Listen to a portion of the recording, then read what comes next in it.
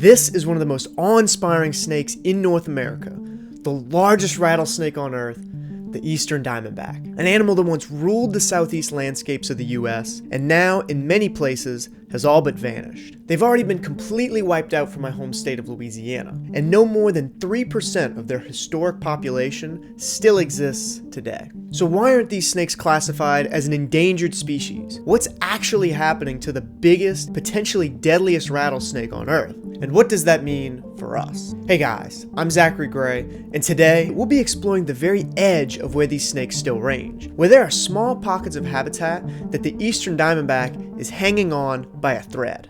Now, one of the things that I work to do is to prevent human-snake conflict. I'm often called out to relocate pit vipers and keep people and snakes out of situations that would usually end badly.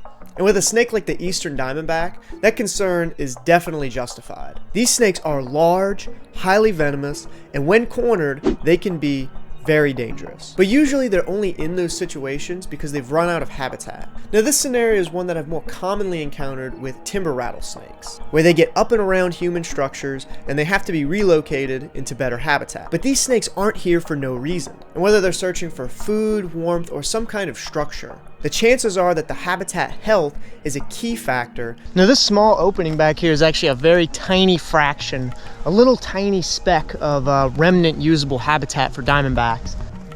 I thought I saw a diamondback for a second.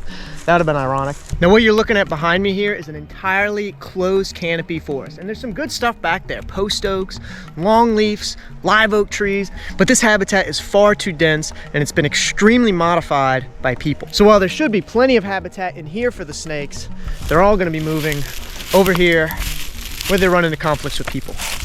Now you might look at this habitat and think that there's nothing wrong, but if you take a closer look, the animals aren't doing so well here. Lots of rattlesnakes move around in search of better habitat, and then they end up hit on the road. In addition, there's not a lot of places for these animals to spend their winters, aside from human structures where they're oftentimes going to run into conflicts or get killed. Now go ahead and compare that remnant habitat to this. This is a longleaf pine savanna. At its peak, this habitat was the dominant landscape of the Southeast, covering an estimated 90 million acres, stretching from South Virginia all the way over to East Texas. But today, we're left with less than 3% of that original range. And what you see here are some of the last fragments of what used to define this whole region. The Understory here is one of the most diverse plant communities in North America. Hundreds of species, loads of grasses, and frequent fires. And these frequent fires act as a foundation for the fauna. When fire comes through, it kills weak or dying trees and turns them into homes for some of our more endemic and famous species. This scarlet king snake is catching some of his first rays of sunlight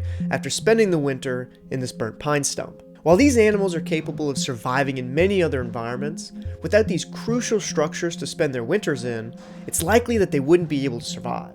Which is why even these snakes have been extirpated from a lot of their historic range. And it's not because people were killing them directly, but more so because their habitat was lost. These stump holes vary in size, shape, and depth drastically, creating homes for creatures of all shapes and sizes, which rely almost entirely on the longleaf pine ecosystem. While it can be really difficult to find these animals in this sort of environment, they are here, hiding in unassuming holes, dense patches of grass, or inside of burrows created by larger animals, and one in particular, the Gopher Tortoise. Honestly, I don't even know where to start with these guys. This is where a lot of my conservation efforts go these days.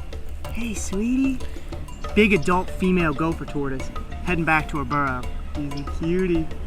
And where there's tortoises and better habitat, it means all your other wildlife is going to start to bounce back and have a place to live. Their burrows are used by hundreds of other species, and that includes diamondbacks. And sometimes the only places these animals have left to live in are these tortoise burrows, human structures, and the very small bits of space in between. And while I was working in one of these areas that's slated for development, we spotted one of the largest rattlesnakes I have ever seen. Now, to find out if these snakes are truly endangered, a bunch of different organizations are collecting data on these snakes. And to collect that data, I would actually have to tube this animal. And that's not something I want to teach people to do. This is certainly a don't try this at home moment. So I'm not going to be showing you how I tube this animal. Just know that it can be very dangerous and it's not something that you should ever try. Well, here we go. Big, gorgeous female diamondback. She's about 5 foot in length. Now this is North America's largest rattlesnake species. It's the largest rattlesnake species in the world, and they're getting hammered. People are killing them, they're dying on roads.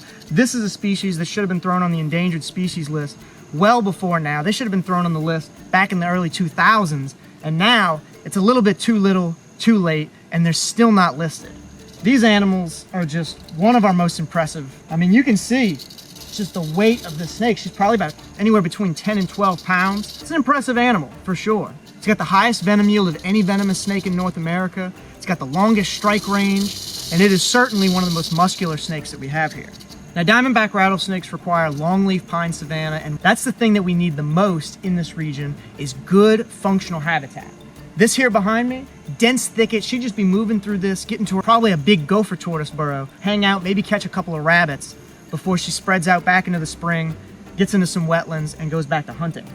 Now, these animals just want to get out of your way. These animals are not out to kill people. They're not sitting around waiting at every corner, waiting for a hunter to step over a log, strike them and kill them. That's not what these animals are out here trying to do. They're hunting for rabbits, they're hunting for squirrels, and they're hunting for large rodents. They want nothing to do with people, and the second that they run into a large mammal, hogs, humans, anything that could step on them and kill them, they're gonna rattle, they're gonna go off, and their first mode of defense is to rattle. The number one way that people get bit by venomous snakes in the US is by trying to kill them. I've seen a lot of horrid videos of people going to chop them up with a shovel, and they get bit trying to kill it. I've seen people fling them into people just out of panic and fear while trying to kill the animal. The animal was doing its best to just crawl away from the person and want nothing to do with them. And diamondbacks are the same way. Now, they're grumpy. This snake has a serious attitude, and they will defend themselves, but they absolutely want nothing to do with people. And really what we want to see happen for these guys is have good quality habitat where we can keep seeing these animals in the American Southeast. Beautiful diamondback. We're gonna go ahead and let this girl on her way, but that is insane, big, beautiful eastern diamondback rattlesnake. 3, 2, 1. There's your burrow. The burrow. Ooh, you see that? Whoop. There you go.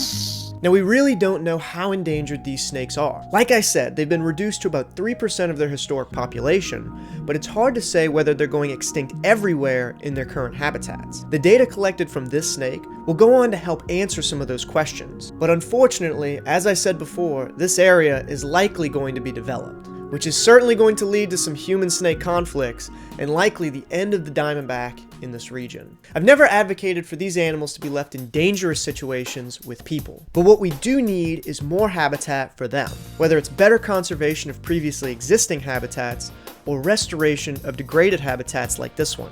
The habitat that these snakes need and that we all want to live around. It supports rare animals, important game species, and the largest, most incredible rattlesnake, my favorite rattlesnake in the world, the eastern diamondback. Thank you guys for watching this video. We will see y'all next time.